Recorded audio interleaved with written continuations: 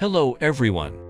In this lesson, we will learn about pasting creasing matrix, part 3 of our study on die cutting and indentation process. Previously, we discussed the concept of creasing matrix. Die cutting indentation, also known as bottom film indentation, requires fixing on the lower plate and matching with steel wire to deform the cardboard. So how is the creasing matrix fixed to the lower plate?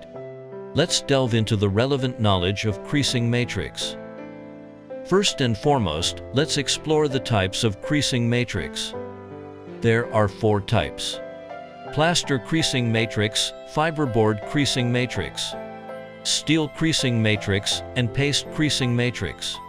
Which is currently the most widely used? A complete adhesive creasing matrix consists of 4 parts, and creasing matrix, positioning plastic strip, strong bottom film, and protective adhesive as shown in the figure above.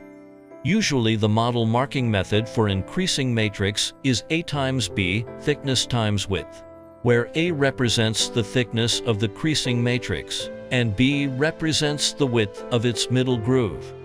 The size of groove width B equals open parenthesis 1.5 to 2 close parenthesis delta the thickness of the product being cut plus 0.7 the thickness of the steel wire, where delta is product thickness and 0.7 is steel wire thickness.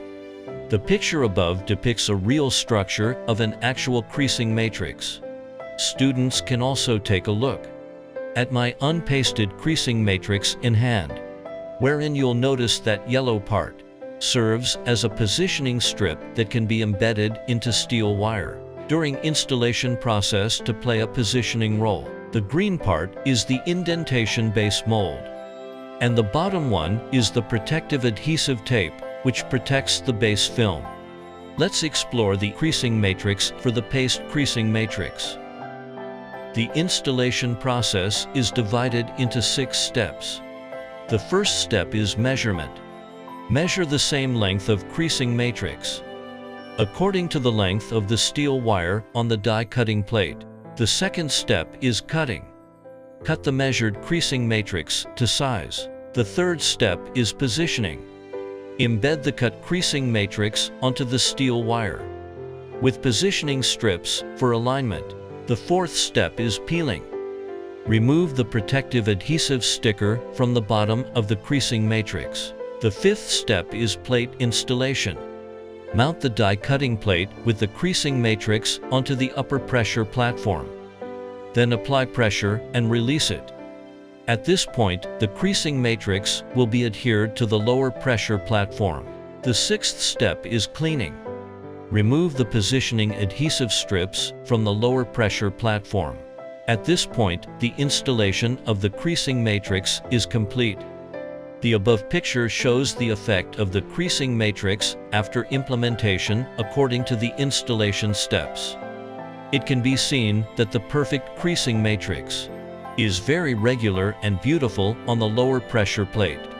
Next, let's discuss how to select a paste type creasing matrix. There are various types available, such as ordinary type, ultra-narrow type, unilateral narrow type, even pit type, and oblique type. The choice of which one to use depends on factors such as 2 adjacent steel wires, or their distance from each other and from steel knives. Generally speaking, an ordinary type will suffice. But if there is very little space between wires or knives, then an ultra-narrow or unilateral narrow or continuous pit type may be more suitable. That concludes this lesson. Thank you for your participation.